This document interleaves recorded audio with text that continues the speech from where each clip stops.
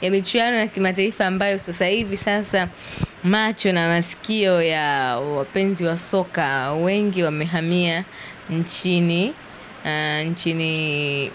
Morocco ambako Simba inakwenda kucheza na RS Berkane, na itakuwa fainali ya kwanza inachezwa nyumbani na fainali ya pili inakuja kuchezwa katika uwanja wa Benjamin William Mkapa. Simba imecheza michuano ya ligi mechi 4 sasa kabla haijaenda kukutana na RS Berkane. Kwako umewaona Simba ni kikosi cha aina gani shortly, na kipi ongeze kipi upunguze? Kwanza ni kuwapongeza kwa hatua ambayo wamefikia.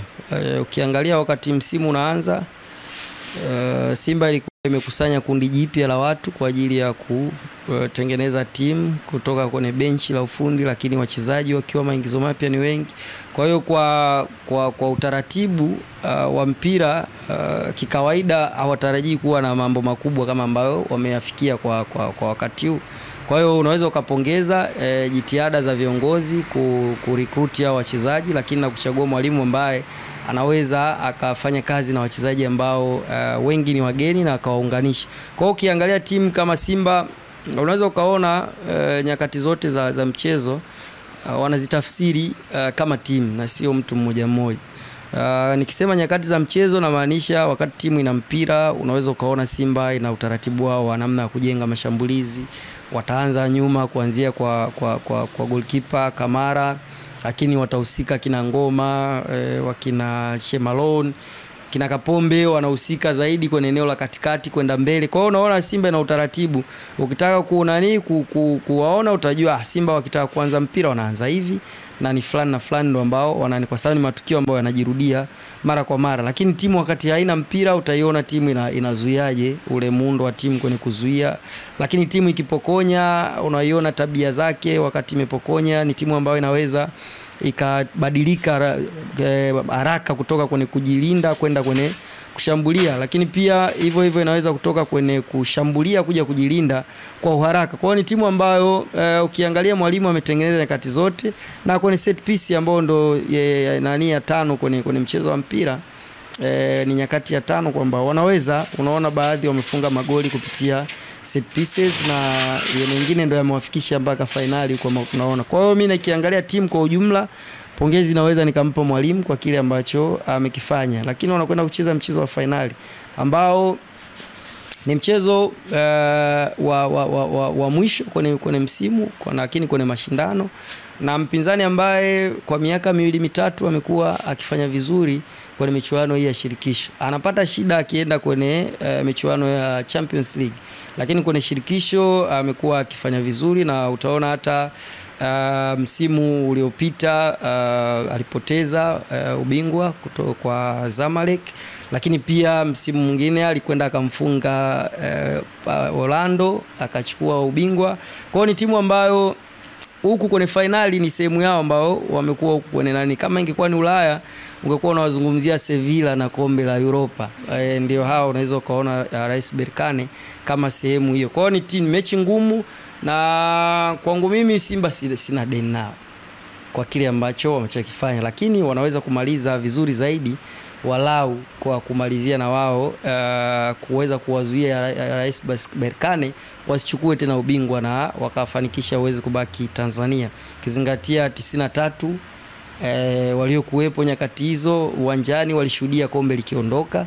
Sidhani kama wale wakija tena kiwanjani wangependa kukutana na hiyo hali. Kwa hiyo ni kama pia kuna shinikizo kwa wachezaji na deni ambalo lipo, lakini ndani ya kiwanja kwa namna ambavyo Simba wamekuwa wakicheza hususan mechi za away, cha kuongeza ni labda ni umakini kwenye zile nyakati ambazo wao watakuwa wanapoteza mpira, ule muda ambao wanatumia kuweza kurecover, ndio ambao kwa mechi za away umekuwa ukiwapa shida, kwa maana kwamba wanakutwa mara nyingi wako off guard, kwa maana kama ni bondia anakuwa kashashusha mikono. Kwa hiyo unakuta Kapombe kaondoka, Mohamed Hussein kaondoka, wale wakinaua wote wameondoka, unakuta ni kuna nafasi nyingi sana ambazo mpinzani anaweza kazitumia.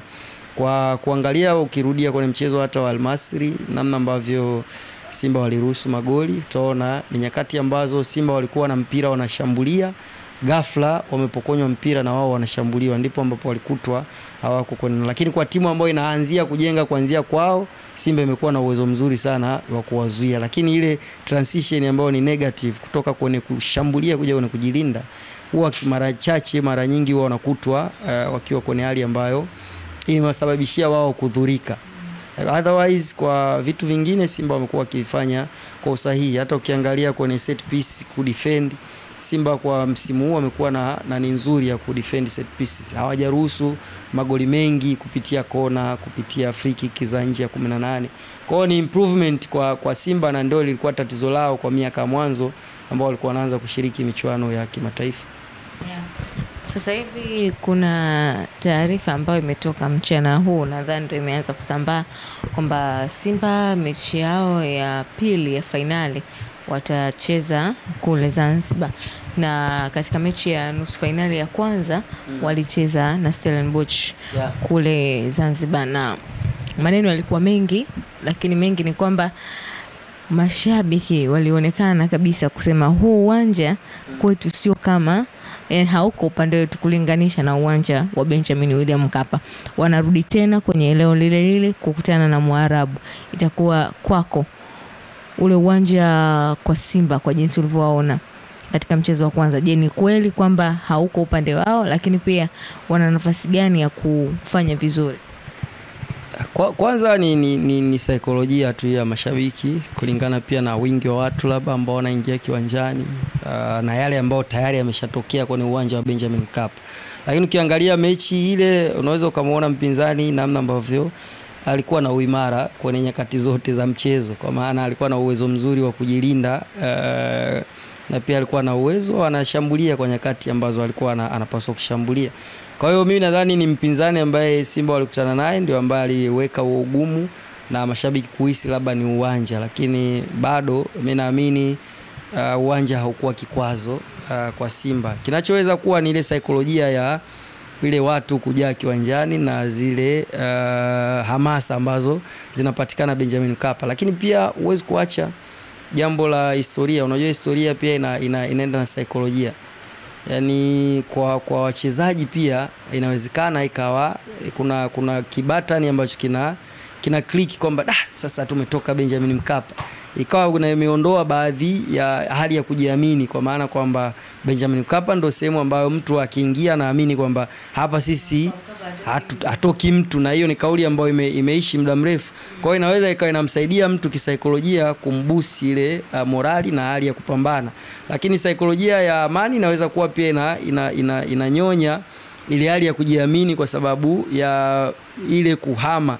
Ni kama mtu umemtoa nyumbani kwao umempeleka ugenini. Ukizima tatu hawezi kutembea, lakini chumbani kwake mtu anapita gizani, anakwenda na anachukua anachokitaka bila kuwasha taa. Kwa hiyo ile pia inaleta hiyo hali ya saikolojia ambayo inaweza ikawa inapita kwenye vichwa vya wachezaji, lakini na mashabiki pia kwa namna ambavyo inaenda. Lakini bado kiwanja chochote kinaweza kuwa sehemu ya Simba kuandika historia kwenye michuano. Kwa namna ambavyo umewaangalia Simba kwenye mechi ya mwisho ambayo walienda kucheza, labda walipitia changamoto yoyote ya sema ya kiuwanja au ya chochote ambao walicheza Zanzibar?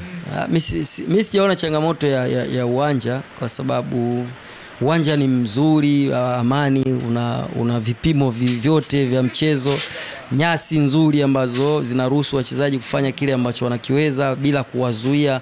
Kwa hiyo ingekuwa labda ni uwanja ambao mpira hauwezi kutembea, unapata misukosuko kwamba unadunda sehemu vibaya, ningeweza kusema ilikuwa sababu. Lakini mpira ulikuwa unaweza kuflow kama ambavyo una flow Benjamin Mkapa. Saikolojia inawezekana ikawa imepunguza, kwa sababu hatuwezi kuidharau sehemu ya saikolojia, na hiyo huwa inakuja tu automatically kwamba leo sipo nyumbani. Yaani ukishajihisi tu kwamba haupo nyumbani, kuna kitu kinapungua, na kinaweza kana hicho kikawa ndicho sababu. Lakini kama uwanja sioni kama ulikuwa kikwazo kwenye mchezo ule, na Simba walijaribu kadri ambavyo walikuwa wanaweza kushindana kwenye mchezo ule, na walifanikiwa kupata goli moja ambalo ndilo liliwavusha kwenye mchezo.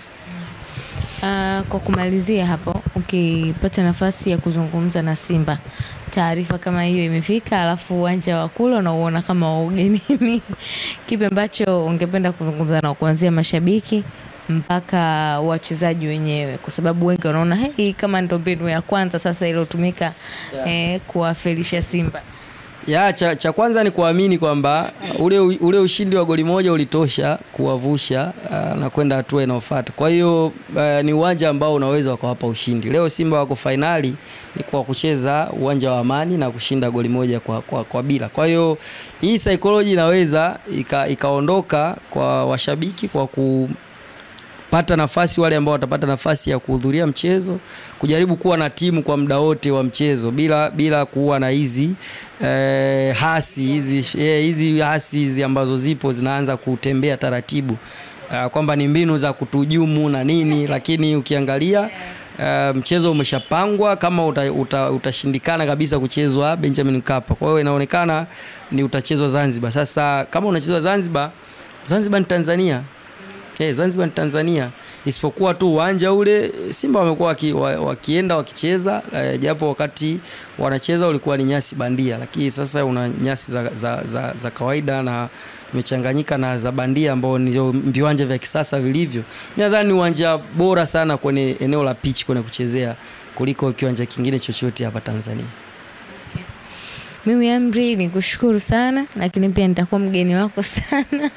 Usinichoke. Karibu. Mtazamaji, huyu alikuwa Amri na ameweza kuongelea mengi, lakini kubwa ni kuhusiana na mechi ya Simba kuhamishwa kutoka katika uwanja wa Benjamin William Mkapa na kuchezwa katika uwanja wa Aman Abed ulioko kule Zanzibar. Tunavuka maji sasa kuifuata fainali ya pili ya kombe la shirikisho Afrika, Simba dhidi ya RS Berkane, lakini Simba wanaanzia ugenini kucheza nchini Morocco. Mambo ni mengi, lakini nikwambie usiache kufuatilia Mwananchi Digital. Mimi ni Victoria Melkiadi, nyuma ya kamera Ali. Asante.